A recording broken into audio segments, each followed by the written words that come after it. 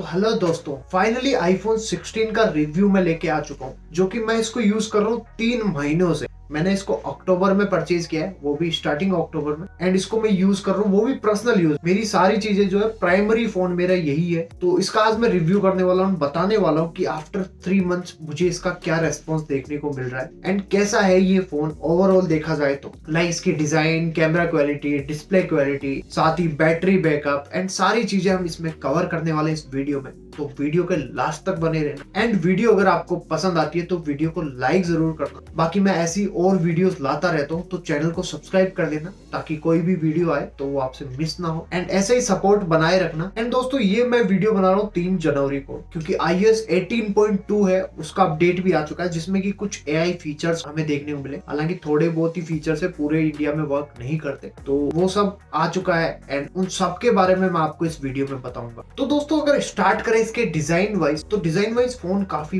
Premium दिखता है। जो नॉर्मल 16 है, मैं 16 प्लस, 16 प्रो और प्रो मैक्स की बात नहीं कर रहा, सिर्फ 16 की बात कर रहा हूँ, जो कि ये फोन काफी हैंडी है। मतलब अगर आप एक हाथ में रखोगे, एक हाथ से यूज कर रहे हो, तो भी लाइक आपको लाइट वेट लगे। ऐसे नहीं कि कोई बर्डन है, लाइक कोई वजन कुछ रखा हुआ है आपके हाथ में। एंड मैं इसको बिना कवर के यूज कर रहा हूँ। आपने देखा होगा मेरे पास पहले 13 था, लाइक मैं 13 भी बिना कवर के ही यूज करता हूँ। बिना कवर के यूज करने का रीजन ये होता है कि वहां से हमें पता लगता है कि कैसे फोन की जो है वो ड्यूरेबिलिटी है। लाइक अगर कहीं से गिरता है या कितने स्क्रैचेस वगैरह इसके बॉडी पे हमें देखने को मिलते हैं। लाइक मेरे हाथ से ये बहुत बार गिर चुका है फोन। 3 महीनों में लगभग 5 से 10 बार ये गिर चुका है। कभी कभार गाड़ी में बैठते टाइम गिर जाता है पॉकेट से निकल के, लाइक ऐसे बहुत बार जो है हाथ से गिर चुका है। एंड अभी तक मुझे इसमें कोई भी सिंगल स्क्रैच देखने को नहीं मिला। हाँ, डिस्प्ले की अगर मैं बात करूं तो टेम्पर्ड जरूर लगवा लेना, क्योंकि डिस्प्ले पे कभी भी स्क्रैच आ सकते हैं। कैसा भी सिरेमिक शील्ड हो, उससे फर्क नहीं पड़ता, टेम्पर्ड आप जरूर लगवा लेना, क्योंकि इससे क्या होता है, थोड़ी बहुत तो प्रोटेक्शन हो ही जाती है। तो मैंने इसमें टेम्पर्ड लगा रखा है। हालांकि टेम्पर्ड मेरे एक साइड से टूट चुका है,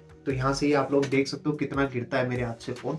बाकी ओवरऑल डिजाइन है वो काफी अच्छी है। हालांकि 11 से मैच करती हुई है, लेकिन कैमरा बम्प जो है वो 11 से बड़े हैं एंड 11 में थोड़ा सा राउंड शेप था यहाँ, एंड कैमरे जो थे वो बिल्कुल छोटे छोटे थे। ओवरऑल देखा जाए तो काफी अच्छी डिजाइन है। साथ में यहाँ पे कैप्चर बटन है एंड इसी के साथ जो इसमें हमें अब एक्शन बटन भी देखने को मिल चुका है। हालांकि एक्शन बटन का अगर यूज देखूं तो मैंने इसमें कोई भी कस्टमाइजेशन नहीं किया। मैं सिर्फ साइलेंट करने के लिए और वॉल्यूम पे करने के लिए ही यूज करता हूँ। मैंने इसमें और भी कोई कस्टमाइजेशन नहीं किए। एंड ओवरऑल अगर दोस्तों नेटवर्क की बात करूं तो नेटवर्क कनेक्टिविटी बहुत ही ज्यादा अच्छी है। 13 से तो बेटर लगी मेरे को। 13 में मेरे फ्लक्चुएट होते थे नेटवर्क, चाहे मैं वाईफाई से कनेक्ट हूं या नॉर्मल फोन के इंटरनेट से कनेक्ट हूं, तो मेरे नेटवर्क जो है फ्लक्चुएट होते रहते थे। वाईफाई भी कभी कभार ही होता, डिस्कनेक्ट होता था। इसमें वो मेरे को प्रॉब्लम देखने को नहीं मिल रही है अभी तक। फिलहाल जो मेरा प्रॉपर वर्क कर रहा है, कोई मेरे को इसमें दिक्कत नहीं मिली कनेक्टिविटी को लेके।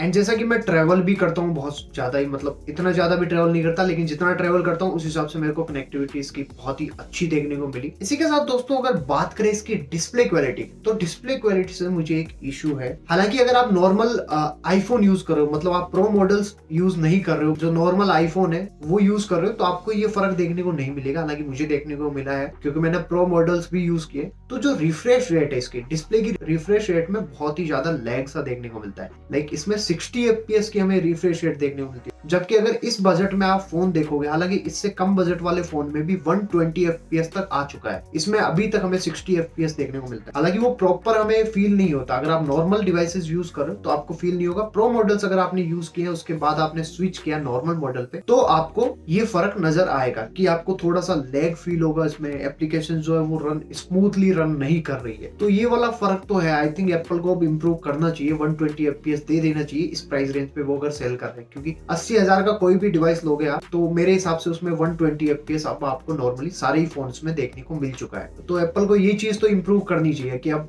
120 FPS दे देना चाहिए अपने नॉर्मल डिवाइसेस में। बाकी अगर कलर करेक्शंस वगैरह की बात करो तो वो बहुत ही ज्यादा अच्छे हैं। लाइक अगर आप इस प्राइस रेंज में कहीं और फोन से कंपेयर करोगे, कलर है वो काफी खिल के आपको दिखते हैं। लाइक आप अगर आउटडोर में भी यूज कर रहे हो इस फोन को, तो आउटडोर में भी आपको ब्राइटनेस लेवल पूरा एकदम क्लियर दिखाई देगा। मतलब डिस्प्ले पे जो भी है वो आपको सारी चीजें क्लियर दिखाई देगी। ये इशू मुझे 13 के साथ था कि उसकी जो ब्राइटनेस थी वो एक जगह ही रह जाती, फुल भी है फिर भी वो डिम सा फील होता था। हालांकि मैं कहाँ कंपेयर कर रहा हूँ 13 और 16 को, बट फिर भी मैंने डायरेक्टली स्विच किया 13 से 16 पे, तो मुझे ये चीज लगी कि डिस्प्ले काफी बेटर है इसकी। अगर आप 120 FPS को छोड़ दो तो कलर करेक्शन, कलर्स बहुत ही अच्छे खिल के दिखते हैं आपको इसमें, चाहे कोई भी फोन से कंपेयर कर लो। अगर आप कोई मूवी वगैरह देख रहे हो तो उसमें भी आपको कलर्स बहुत ही ज्यादा अच्छे दिखेंगे। गेमिंग देख लो, गेमिंग में भी आपको ब्राइटनेस जो है वो लो नहीं जाएगी एकदम से। कभी कभार क्या होता है फोन्स में ऑटोमेटिकली डाउन हो जाती है ब्राइटनेस जैसे ही वो हीट करता है, बट इसमें वो प्रॉब्लम नहीं है। एंड आउटडोर में तो आपको बहुत ही अच्छी डिस्प्लेस की देखने को मिलने वाली है, कलर्स वगैरह आपको बहुत ही एक्यूरेट देखने को मिलने वाले। आपको ऐसे करके नहीं देखना पड़ेगा, उसमें नॉर्मल आप ब्राइटनेस फुल करके पूरा एकदम क्लियर देख सकते हो जो भी चीज स्क्रीन पे है वो। हाँ, अगर आप वीडियोस वगैरह रिकॉर्ड करते हो वो भी 4K में, तो 4K में आपको ये दिक्कत देखने को मिलेगी, जैसे थोड़े टाइम के लिए वीडियो रिकॉर्ड करोगे 5-7 मिनट के लिए, तो आपकी डिस्प्ले की ब्राइटनेस वो लो चली जाएगी क्योंकि बहुत ज्यादा हीट होता है उस टाइम पे फोन। एंड ये वाली प्रॉब्लम है थोड़ी सी, बट ठीक है, मेरे को नहीं लगता कि नॉर्मल मॉडल लेके कोई भी 4K में रिकॉर्ड करता होगा, बट करता भी है तो आपको इतना सा तो कॉम्प्रोमाइज करना ही पड़ेगा। उस टाइम पे आपकी डिस्प्ले जो है वो थोड़ी सी ब्राइटनेस लेवल कम कर देती है। एंड दोस्तों, इसके बाद अगर बात करें बैटरी की, तो बैटरी में मेरे को इश्यू है, वो मेरे को चीज लगी कि बैटरी इसकी बहुत ही कम चल रही है। एंड वो चीज हुई है iOS 18.2 का जब अपडेट आया उसके बाद से, क्योंकि एप्पल इंटेलिजेंस इंडिया में तो वर्क कर नहीं रहा। एंड मैंने जो इसमें एप्पल इंटेलिजेंस ऑन कर रखा है उसकी वजह से मेरे को लग रहा है कि जो बैटरी है वो ड्रेन जल्दी हो रही है, क्योंकि अभी एप्पल इंटेलिजेंस बीटा प्रोग्राम है, तो उसकी वजह से हो सकता है वो बैटरी ज्यादा कंज्यूम कर रहा है। तो बैटरी में मेरे को इश्यू देखने को मिला। वो मेरे हिसाब से जो नेक्स्ट अपडेट आएगा 18.3 उसमें मेरे को लग रहा है वो चीज ठीक हो जाएगी। यहाँ पे आप लोग देख सकते हो 24 घंटे में मेरी बैटरी की हालत कि कितनी ज्यादा डाउन गई है। अगर आप भी एप्पल इंटेलिजेंस यूज कर रहे हो तो आप उसको बंद कर दो, तो बैटरी जो है आपकी हो सकता है ज्यादा बेटर हो सके, क्योंकि मैंने बंद कर दिया, मेरे को 1 दिन हुआ है अभी, एंड मेरी बैटरी जो काफी अच्छी हुई है पहले के मुकाबले। एंड अगर आपको नहीं पता कि आप एप्पल इंटेलिजेंस कैसे यूज कर सकते हो इंडिया में, तो उससे रिलेटेड मैंने पहले ही एक वीडियो बना रखा है जिसका लिंक ऊपर आपको आई बटन में देखने को मिल जाएगा, वहां से जाकर पूरा वीडियो देख सकते हो। एंड बात करें इसकी परफॉर्मेंस की, तो इसमें आपको पता है कि A18 बायोनिक चिप देखने को मिलती है, जो कि परफॉर्मेंस वाइज बहुत ही अच्छी चिप है। अगर गेमिंग की बात करूं तो गेमिंग बहुत ही स्मूथ हो गई है। मैंने इसमें बहुत बार PUBG खेला है, तो लाइक बहुत ही स्मूथ चलता है, इतना ज्यादा हीट भी नहीं करता थोड़े टाइम तक। वैसे तो अभी सर्दियां हैं तो वैसे ही हीट नहीं करता, बट इतना हीट नहीं कर रहा। अगर 15 के मुकाबले देखें तो काफी कम हीट इसमें देखने को मिलती है। एंड बात करें अगर एप्पल कारप्ले की, एप्पल कारप्ले यूज करते टाइम भी इसमें कोई हीटिंग इशू मुझे इतने देखने को नहीं मिला। हालांकि थोड़ा बहुत तो हीट होता ही है, क्योंकि वो केबल से कनेक्ट होता है, चार्ज भी होता रहता है, साथ में एप्पल कारप्ले भी वर्क कर रहा है, साथ में मैं फोन भी यूज कर रहा हूँ, तो हीट होना तो जायज सी बात, वो हीट तो होगा, बट उतना कोई खास हीट नहीं कर रहा है पहले के मुकाबले। अगर मैं बात करूँ 13, 14, 15 की, तो उनमें ज्यादा हीटिंग इश्यूज थे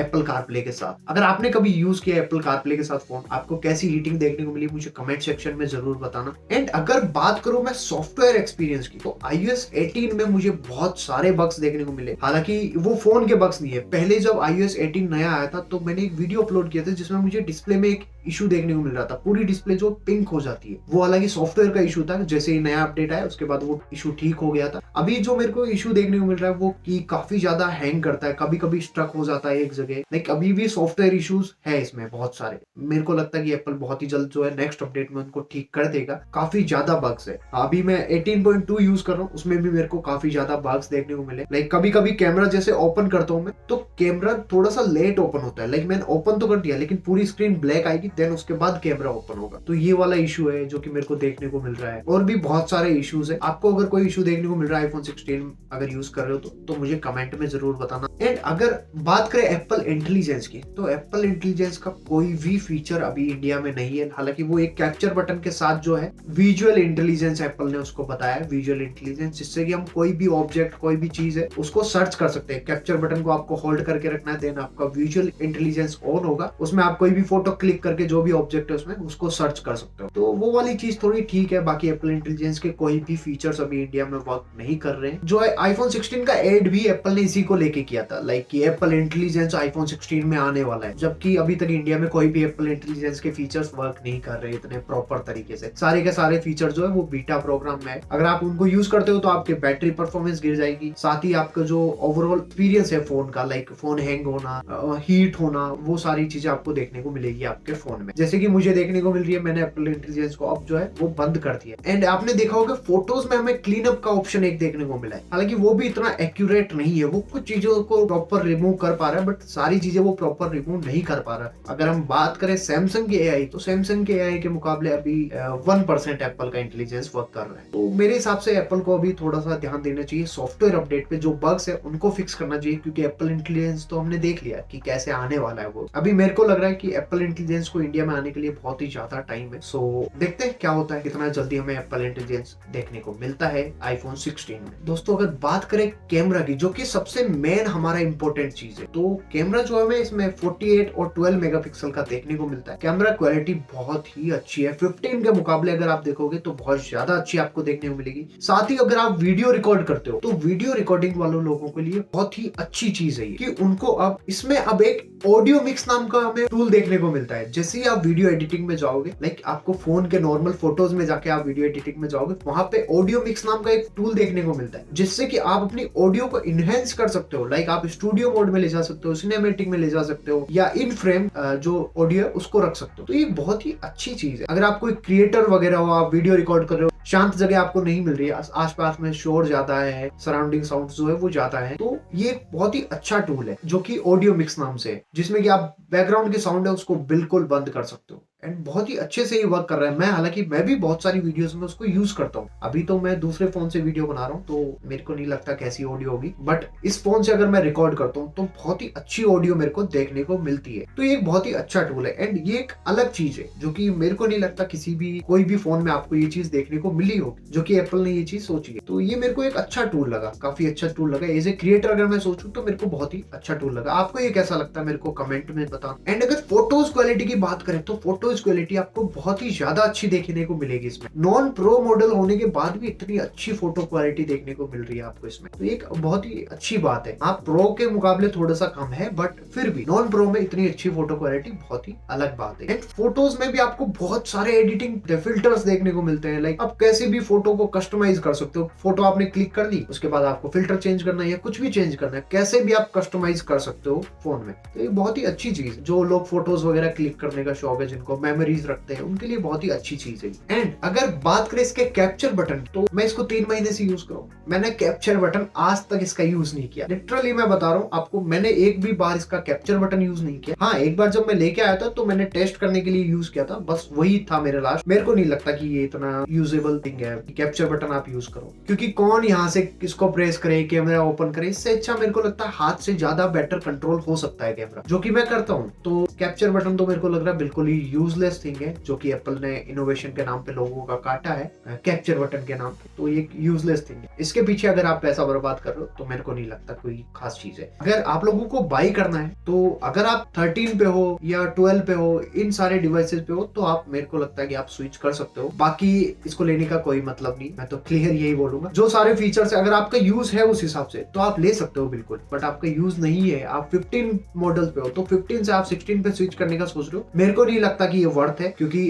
15 और 16 में कोई ज्यादा डिफरेंस नहीं है। आप आराम से 15 को यूज कर सकते हो। अब अगर आप एप्पल इंटेलिजेंस के पीछे जाओगे, तो एप्पल इंटेलिजेंस के भी कोई फीचर इंडिया में वर्क नहीं कर रहे। कैप्चर बटन के पीछे जाओगे तो कैप्चर बटन का कोई यूज नहीं। तो ओवरऑल मेरा तो एक्सपीरियंस यही था। मैं इसको यूज कर रहा हूँ 3 महीने से। हालांकि मेरे को जरूरत थी तो लाइक मैंने ले लिया। मैं 13 पे था, मेरा 13 जो था वो पूरा टूट गया था, तो इसकी वजह से मेरे को स्विच करना पड़ा। एंड देखा जाए तो मेरा काम भी है, लाइक मेरे को नई नई चीजें टेस्ट करनी होती है, तो इसलिए भी मैंने लिया है। सो ओवरऑल मेरा एक्सपीरियंस तो इसके साथ वैसे अच्छा ही है, कैप्चर बटन और एआई के फीचर्स को छोड़ के काफी अच्छा एक्सपीरियंस है। तो बस यही कुछ था आज के इस वीडियो में। वीडियो आपको कैसा लगा मेरे को कमेंट करके जरूर बताना। एंड अगर आप चैनल पर नए हो तो चैनल को सब्सक्राइब कर देना, क्योंकि ऐसे ही वीडियोस में लाता रहता हूँ। बाकी शेयर कर देना अपने आईफोन वाले दोस्तों के साथ ये वीडियो। मिलते हैं एक नई वीडियो में।